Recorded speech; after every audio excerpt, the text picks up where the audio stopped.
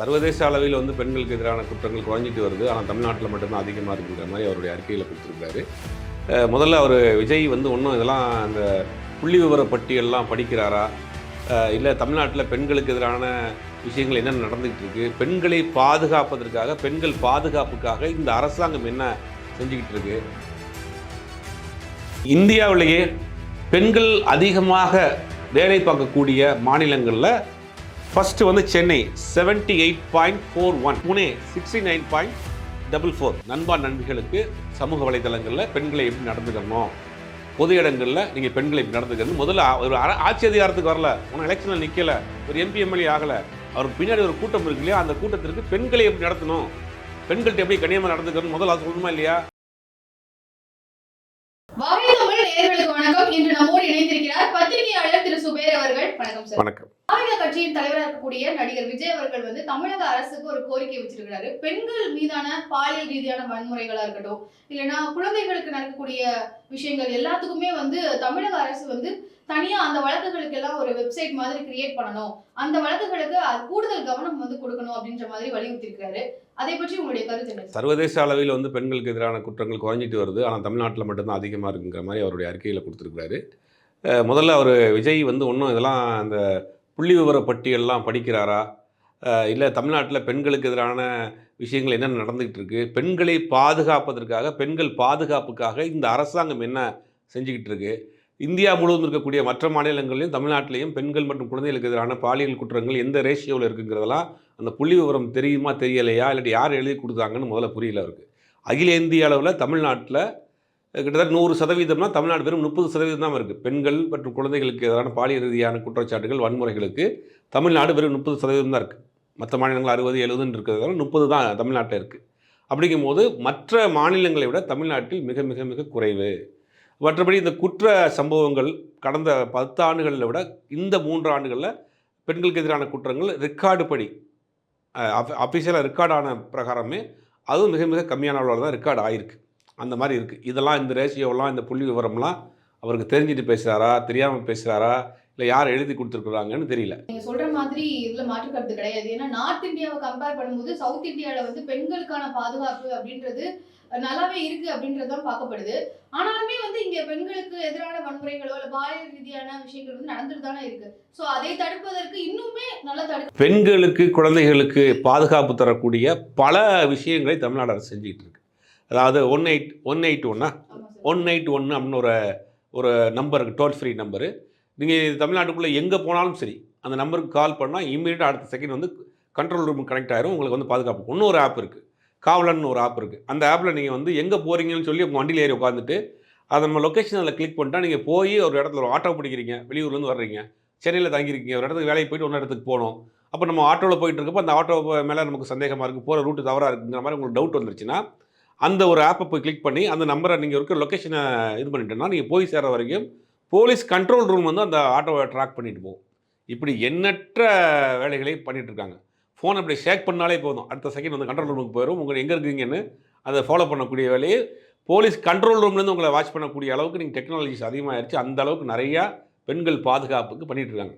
இந்த அரசு இந்த 3 ஆண்டுகளில் இந்த அரசு பெண்களுக்கு என்னென்ன பண்ணியிருக்காங்க அப்படின்னா நிறைய விஷயங்கள் பண்ண. பொது இடங்களில் பெண்களுக்கான டாய்லெட், மொபைல் டாய்லெட்ஸ் வச்சுருக்காங்க. வெளியூர்லேருந்து சென்னைக்கு வரக்கூடிய பெண்கள் ஒரு பாதுகாப்பான இடத்துல தங்கணும், ஒரு நாள் 2 நாள் வேலைக்கு வந்துட்டு போகிறாங்க, பெர்மனெண்ட்டாக அங்கே வேலை பார்க்கக்கூடிய பெண்களுக்கு தோழின்னு ஒரு லேடிஸ் ஹாஸ்டல் நடத்திட்டு இருக்காங்க அரசாங்கமே.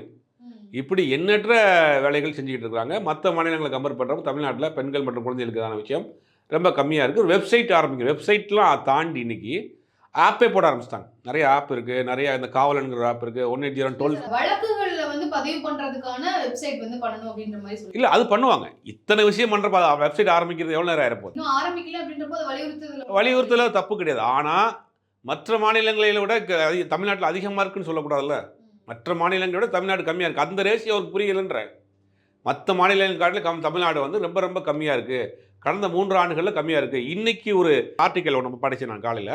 இந்தியாவிலேயே பெண்கள் அதிகமாக வேலை பார்க்கக்கூடிய மாநிலங்களில் ஃபஸ்ட்டு சென்னை 78.41, அடுத்து புனே 69.44. இது தமிழ்நாடு இந்தியாவினுடைய மான்செஸ்டர்னு சொல்கிற மகாராஷ்டிராவில் எவ்வளோ இருக்குது அப்படின்னா வெறும் 61% தான். அப்போ தமிழ்நாட்டிலேயே இந்தியாவிலேயே தமிழ்நாட்டில் தான் பெண்கள் அதிகமாக வேலைக்கு போயிட்டு வரக்கூடிய ஒரு மாநிலத்தின் முதல் மாநிலமாக தமிழ்நாடு இருக்குது. இது நான் சொல்லலை.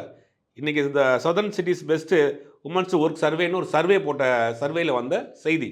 இப்படி எண்ணற்ற விஷயங்கள் வந்து இன்றைக்கி வந்து பெண்களுக்கு பாதுகாப்பான மாநிலத்தில் தமிழ்நாடு ஒரு இருக்குது. ஆனால் இவர் இதெல்லாம் விட்டுட்டு மற்ற மாநிலங்களை பார்க்குங்க, தமிழ்நாட்டில் வந்து பெண்களுக்கு எதிராக குற்றம் அதிகரிச்சிச்சு, குழந்தைகளுக்கு எதிரான குற்றம் அதிகரிச்சுன்னு ஒரு சொல்கிற விஷயங்கள் வந்து ஏதோ அவர் ஒன்றும் புரிதல் இல்லாமல், ஒன்றும் அரசியல் பக்குவப்படாமல் யாரோ எழுதி கொடுத்ததை வந்து ஒப்பிச்சிட்டு போகிறாரு. ஆனால் சொல்லக்கூடிய விஷயங்கள், பேசக்கூடிய விஷயங்கள் நிறையா இருக்குது. இன்றைக்கி மத்திய அரசு ஸ்டெர்லைட் நிறுவனத்தை நடத்தக்கூடிய வேதாந்தா நிறுவனத்திற்கு மேலூர் பக்கத்தில் இருக்கக்கூடிய அரிட்டாட்டிப்பட்டியில் வந்து ஒரு அந்த நிறுவனத்துக்கு ஆய்வு கொடுத்துருக்காங்க. அந்த நிறுவனத்துக்கு ஒப்புதல் கொடுத்துருக்காங்க. பட் அந்த இடத்துல வந்து ஒரு சமணர் மலைன்னு ஒரு ஏரியா இருக்குது. அந்த பக்கத்தில் இருக்கக்கூடிய கிராமங்கள்லாம் தொழில் ரீதியான இடமாக இருக்குது, வரலாற்று சிறப்புமிக்க இடமாக இருக்குது. அந்த இடத்துக்கு நீங்கள் வந்து ஸ்டெர்லைட் நிறுவனத்திற்கு, வேதாந்தா நிறுவனத்துக்கு எப்படி நீங்கள் இது கொடுத்தீங்க, பெர்மிஷன் கொடுத்தீங்கன்னா அந்த பகுதி மக்கள் வந்து கிராம சபை கூட்டம் போட்டு கண்டனத்தில் வச்சுருக்காங்க. மதுரை நாடாளுமன்ற உறுப்பினர் பெரிய ஆர்ப்பாட்டம் பண்ணுறாரு, பொதுமக்கள் ஆர்ப்பாட்டம் பண்ணுறாங்க, போராட்டம் பண்ணுறாங்க. தமிழ்நாடு ஒரு அரசாங்கம் வந்து இதை எதிர்த்து நாங்கள் அலோவ் பண்ண மாட்டோம், நாங்கள் பெர்மிஷன் கொடுக்க மாட்டோம், நாங்கள் ஒத்துழைப்பு கொடுக்க மாட்டோம்னு தமிழ்நாடு அரசு சொல்லுது. தமிழ்நாட்டுடைய அமைச்சர் அந்த இடத்துல போய் பேசிட்டு வர்றாரு. இதெல்லாம் இவர் பேசியிருக்கணும். முக்கியமான நம்ம வரலாற்று சின்னங்களை அழிப்பதற்கான ஒரு வேலையை செஞ்சுக்கிட்டு இருக்காங்க.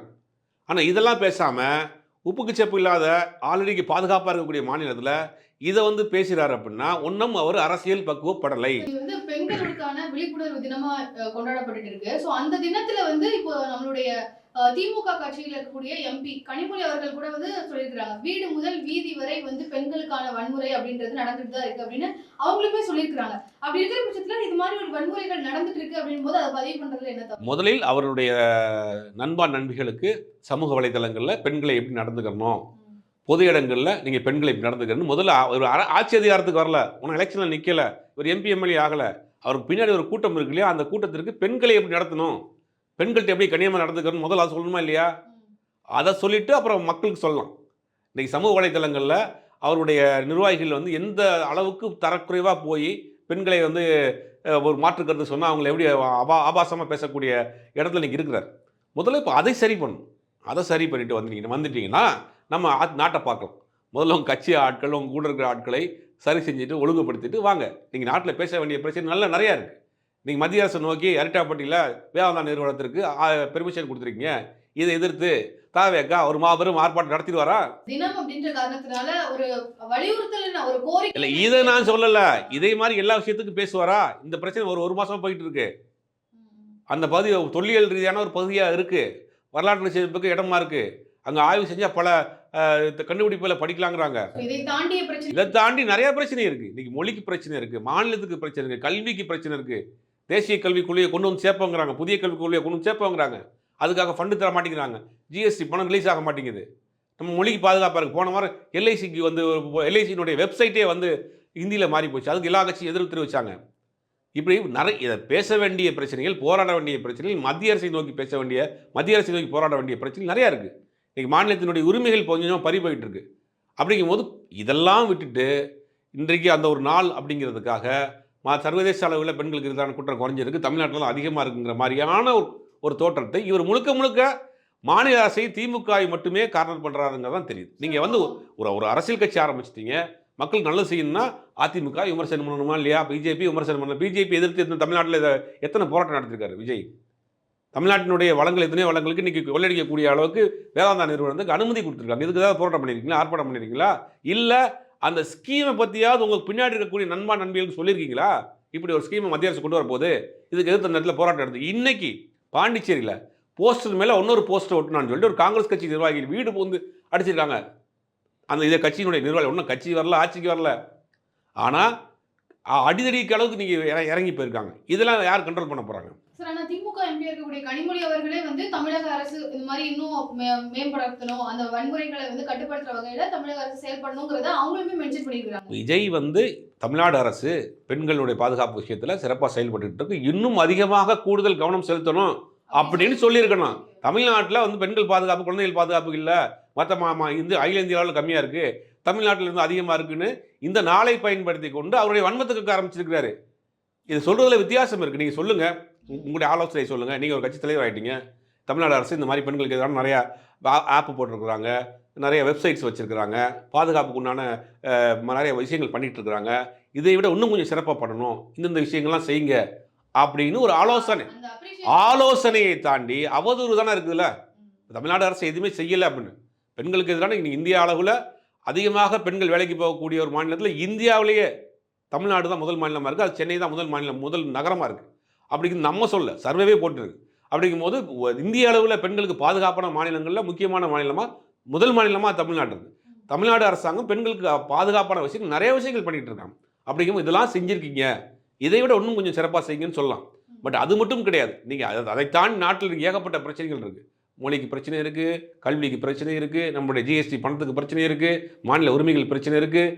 இதெல்லாம் விஜய் என்னைக்கு தான் பேச போறாருன்னு தெரியல. கோரிக்கையை வைத்து நீங்க பார்க்கும்போது திமுக அரசை வந்து ஒரு குறை சொல்ல வேண்டும், அவங்க வந்து கார்னர் பண்ணணும்ன்ற நோக்கத்திலேயே தான் இதை வைக்கிறாரு அப்படின்னு பார்க்குறேன். இல்லை, ஆரம்பத்துலேருந்து அதானே பண்ணுறாரு. பாசிசத்தையும் பாயாசத்தையும் கொண்டு வச்சார். பாசிசம்ங்கிறது கொடூர விஷம். பாயாசமும் பாசிசத்துக்கும் வித்தியாசம் தெரியாத ஒரு அரசியல்வாதி தான் இன்னைக்கு விஜய். பாசிசத்தினுடைய கொடூர முகம், அந்த வழி வேதனை தெரியாத ஒரு நபர் தான் விஜய். விஜய் பிஜேபியால் இயக்கப்படுகிற ஒரு நபர். இந்த மாநில அரசுகளை குறை சொல்லணும், வாக்குகளை சிதறடிக்கணும் இறக்கப்பட்ட ஒரு ஸ்பாய்லர். தொடர்ந்து இந்த அரசாங்கத்தின் மீது குற்றச்சாட்டுகள் சொல்கிறது, அவதூறுகள் சொல்கிற வேலையாக வச்சுருக்கிறார். நீங்கள் இதை எல்லா விதமான விமர்சனம் பண்ணணும்ல. மத்திய அரசு நோக்கிய விமர்சனம் பண்ண மாட்டேங்கிறீங்க, மற்ற கட்சியை நோக்கிய விமர்சனம் வைக்க மாட்டேங்கிறீங்க. அப்போது உங்கள் திமுக மீது தனிப்பட்ட வன்மம், தனிப்பட்ட தாக்குதலை நீங்கள் தொடர்ந்து செஞ்சுக்கிட்டே இருக்கீங்க. அது இப்படியே செஞ்சுக்கிட்டு இருந்தால் கொஞ்ச நாளில் அவருடைய வெளிச்சம் அமலப்பட்டு போகும்.